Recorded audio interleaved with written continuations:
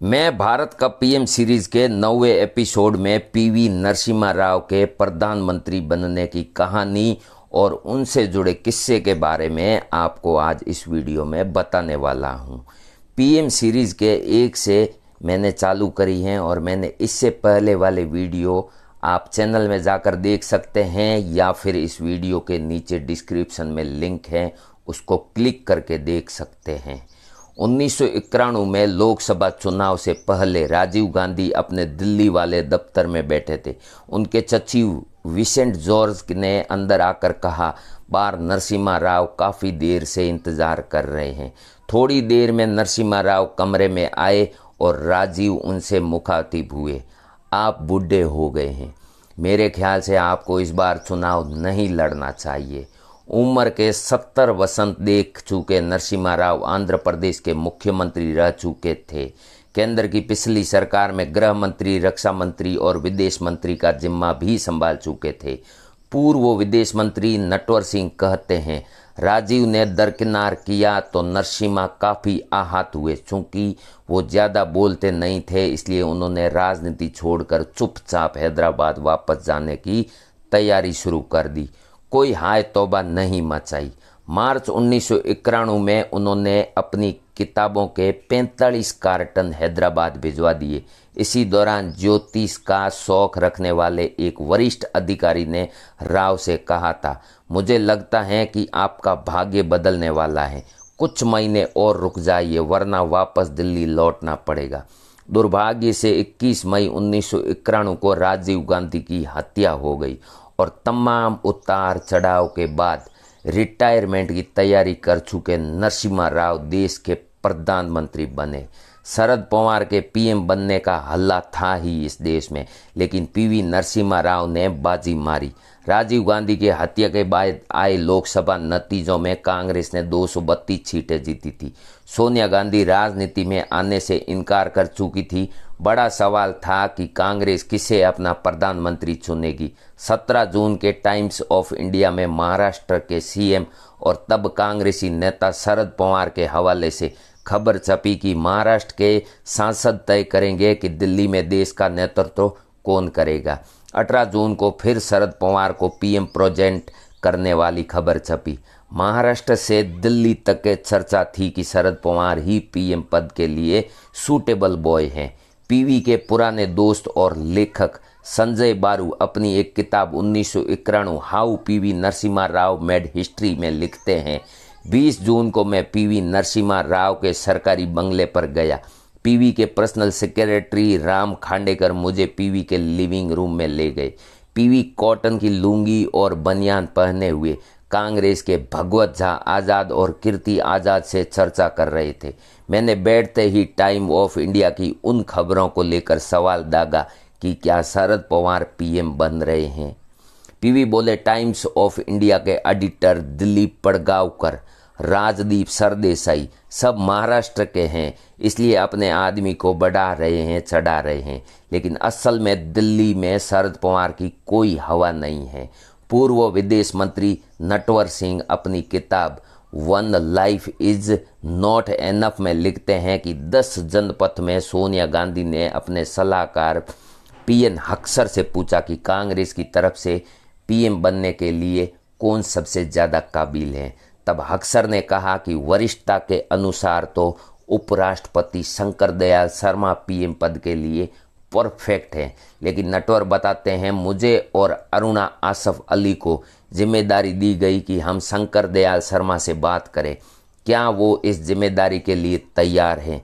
मैं और अरुणा शंकर दयाल से मिले और उन्हें सोनिया गांधी का ऑफर बताया। शंकर दयाल बोले, prime ministry full time job है और मेरी खराब सेहत और बढ़ती उम्र मुझे देश के सबसे महत्वपूर्ण ऑफिस को संभालने की अनुमति नहीं देता है। इसके बाद पीएम हक्सर ने सोनिया को पीवी नरसिम्हा राव का नाम सुझाया। सोनिया गांधी के लिए पॉलिटिकल टूल थे राव। नटवर सिंह लिखते हैं कि पीवी नरसिम्हा राव एक साधारण परिवार से आए व्यक्ति थे। आध्यात्मिक और धर्म में उनकी गहरी पैठ थी। वो कई भाषाओं को जानने वाले और बेहतरीन चिंतक थे। राव की एक और खूबी थी जो उनके पक्ष में जाती थी, विनय सीतापति के मुताबिक यानी सोनिया गांधी को लगता था कि राव अपनी जगह जानते हैं। सरकार और संगठन में लंबे समय तक रहने के दौरान उन्होंने कभी गांधी परिवार के खिलाफ बगावत या तेवर नहीं दिखाए। शरद पवार और एनडी तिवारी इस पैमाने पर खरे नहीं उतरते थे। राजीव गांधी के खास दोस्त सतीश शर्मा ने भी इन्हीं खूबियों की वजह से राव का नाम सोनिया को सुझाया था। 29 मई 1991 को एक बार फिर CWC की मीटिंग हुई, जिसमें PV नरसिम्हा राव सर्वसम्मति से कांग्रेस प्रेसिडेंट चुन लिए गए थे। कांग्रेस के एक खेमे का मानना था कि सोनिया ने राव को तब तक के लिए आगे किया है जब तक वो खुद टेक ओवर करने का मन नहीं बना लेती। 21 जून को दोपहर 12:53 पर राष्ट्रपति और R वेंकट रमन ने PV नरसिम्हा राव को देश के प्रधानमंत्री के तौर पर शपथ दिलाई। नरसिम्हा राव प्रधानमंत्री बने तो खजाने में उस वक्त सिर्फ 2 हफ्ते के खर्च का पैसा ही था। PV नरसिम्हा राव एक अनुभवी नेता थे। उन्होंने अपने पूर्व कार्यकाल में स्वास्थ्य, शिक्षा और विदेश मंत्रालय जैसे मंत्री हैंडल किए हैं।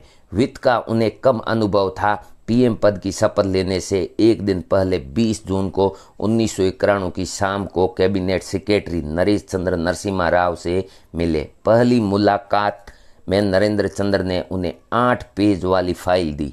इस फाइल पर टॉप सीक्रेट लिखा था। इसमें लिखा था कि कल जब नरसिम्हा राव शपथ लेंगे तो उन्हें सबसे पहले क्या करना है।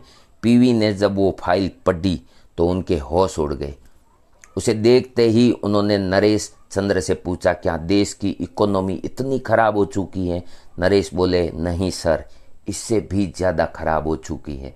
विदेशी मुद्रा भंडार की हालत खस्ता है। इसी साल 1991 जनवरी में हमारे पास केवल 89 करोड़ डॉलर की विदेशी मुद्रा बची है, जिससे सिर्फ और सिर्फ 2 हफ्ते का आयात खर्च पूरा हो सकता है। नरसिम्हा राव ने मनमोहन सिंह को खोज निकाला। विनय सीतापति अपनी किताब of line how PV Narasimha Rao transformed India में लिखते हैं कि PV ने तय कर लिया था कि वे एक एक्सपर्ट अर्थशास्त्री को वित्त मंत्री बनाएंगे और उन्होंने तुरंत अपने संकट के साथी और खास दोस्त PC अलेक्जेंडर से बात की। अलेक्जेंडर ने उन्हें रिजर्व बैंक के पूर्व गवर्नर और लंदन स्कूल ऑफ इकोनॉमिक्स की डायरेक्टर IG पटेल को वित्त मंत्री बनाने को कहा, लेकिन पटेल तक प्रस्ताव पहुंचा तो उन्होंने इनकार कर दिया। दरअसल उस समय उनकी मां का बीमारी चल रही थी और इस कारण से वो वडोदरा नहीं छोड़ना चाहती थी। हालांकि पटेल ने एक और नाम सुझाया है। ये नाम था UGC के चेयरमैन रहे डॉक्टर मनमोहन सिंह का। PV ने तुरंत मनमोहन की खोज शुरू की और उनके घर फोन लगाया तो पता चला कि वे यूरोप गए हैं, आज रात को ही भारत लौटेंगे। सुबह फ़ोन किया तो मनमोहन सिंह के एक नौकर ने फ़ोन उठाया। साहब सो रहे हैं, उन्हें उठाया नहीं जा सकता। शपथ ग्रहण के 3 घंटे पहले नरसिम्हा राव ने मनमोहन सिंह के UGC के ऑफिस में ही फ़ोन लगाया और उन्हें वित्त मंत्री बनने का ऑफर दिया और कहा, अगर हम सक्सेस हुए तो इसका क्रेडिट हम दोनों को ही मिलेगा और अगर फेल हुए तो तुम्हें इस्तीफा देना पड़ेगा। जब बाबरी मस्जिद गिर रही थी तो पूजा कर रहे थे। PV 6 दिसंबर 1992 को अयोध्या में जब हजारों कार सेवकों ने बाबरी मस्जिद के विवादित ढांचे को गिराना शुरू किया था और उस वक्त PV नरसिम्हा राव पूजा करने चले गए थे। वे घंटों तक पूजा करते रहे थे। वरिष्ठ पत्रकार कुलदीप नैयर अपनी एक बायोग्राफी बिहाइंड द लाइन्स में लिखते हैं कि इस विध्वंस में नरसिम्हा राव की मिली भगत थी।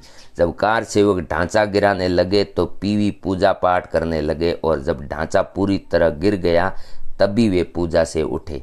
समाजवादी नेता मद्दू लिमय ने मुझे बताया था कि पूजा के दौरान जब PV के एक सहयोगी ने उनके कान में फुसफुसाया कि ढांचा गिर गया है तो उन्होंने तुरंत पूजा खत्म कर दी थी। ढांचा गिरने के बाद PV ने पत्रकारों को ये बताने के लिए बुलाया कि इस मामले में उनकी कोई भूमिका नहीं है। उन्होंने कहा था कि UP के CM कल्याण सिंह ने उन्हें धोखे में रखा था। जब मैंने PV से पूछा कि रातों रात कैसे वहाँ एक छोटा सा मंदिर खड़ा हो गया है तो PV ने कहा था कि मैं बाद में सीआरपीएफ की एक टुकड़ी भेजना चाहता था, लेकिन मौसम खराब होने के कारण विमान नहीं जा सका। फिर उन्होंने हम पत्रकारों से कहा था कि ये मंदिर ज़्यादा दिनों तक नहीं चलेगा। कुलदीप बताते हैं कि मुझे गृह मंत्री राजेश पायलट ने बताया था कि उन्होंने पीवी से कहा था कि हम रातों रात इस मंदिर को हटा भी सकते हैं, लेकिन राव ने इसके लिए सीधा मना कर दिया था। पीवी को अनुमान था कि ये मंदिर हटाया तो हिंदू समाज नाराज हो जाएगा। राज्यसभा चुनाव ने पैदा की सोनिया और पीवी के बीच खाई।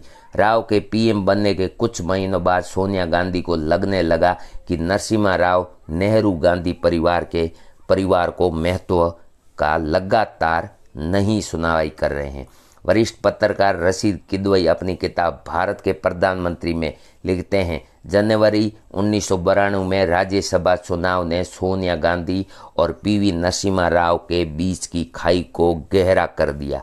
दरअसल सोनिया गांधी के निजी सचिव विसेंट जॉर्ज को राज्यसभा भेजा जाना था। उधर मार्गरेट आल्वा चौथी बार राज्यसभा जाने की जुगाड़ में लगी थी। पार्टी के कई नेता मार्गरेट आल्वा का विरोध कर रहे थे। पीवी भी नामांकन को लेकर संशय में थे। पीवी रूस यात्रा पर जाने वाले थे और उन्होंने राज्यसभा का मामला खत्म करने के लिए सीधे सोनिया गांधी को फोन लगाया और सोनिया ने कुछ संकेत दिए, लेकिन साफ तौर पर कुछ भी नहीं कहा। जब विदेश से राज्यसभा उम्मीदवारों के नाम की सूची भेजी गई तो उसमें मार्गरेट आल्वा का नाम तो था, लेकिन विसेंट जॉर्ज का नाम नहीं था।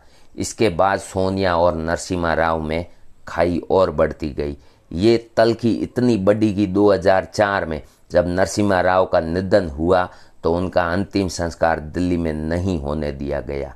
विनय सीतापति अपनी एक किताब में लिखते हैं, राव के बेटे प्रभाकर कहते हैं कि हमें महसूस हुआ था कि सोनिया जी नहीं चाहती थी कि हमारे पिता का अंतिम संस्कार दिल्ली में हो। वह यह भी नहीं चाहती थी कि यहाँ उनका मेमोरियल हॉल बने। इलेक्शन नतीजे के 2 दिन पहले कलाम से कहा था, न्यूक्लियर टेस्ट के लिए तैयार रहो। पूर्व राष्ट्रपति एपीजे अब्दुल कलाम ने 24 जनवरी 2013 को RN कौ मेमोरियल में मुख्य अतिथि के तौर पर नरसिम्हा राव की ईमानदारी से जुड़ा किस्सा सुनाया था। कलाम ने बताया था कि 1996 के आम चुनाव के नतीजे से ठीक 2 दिन पहले तत्कालीन प्रधानमंत्री पीवी नरसिम्हा राव ने मुझसे कहा था कि एपीजे आप अपनी टीम को परमाणु परीक्षण के लिए तैयार रखिए। नरसिम्हा राव ने ये भी कहा था कि आप विपक्ष के प्रधानमंत्री पद के उम्मीदवार अटल बिहारी वाजपेयी से भी मिलिए। वाजपेयी को इस कार्यक्रम के बारे में पूरा चर्चा से बताइए। कलाम कहते हैं कि नरसिम्हा राव ने मुझसे ऐसा करने के लिए कहा था। अगर उनकी सरकार चली भी जाती है तो आने वाले प्रधानमंत्री देश के लिए जरूरी न्यूक्लियर कार्यक्रम को कंटिन्यू और जारी रख सकता है। कलाम ने कहा कि उनका ये काम ये बताता है कि नरसिम्हा राव एक बहुत ही बड़े देशभक्त और राजनेता थे। मैं इस वीडियो को यहीं पर करता हूँ ख़त्म। नरसिम्हा राव के बारे में आपको जानकर कैसा लगा?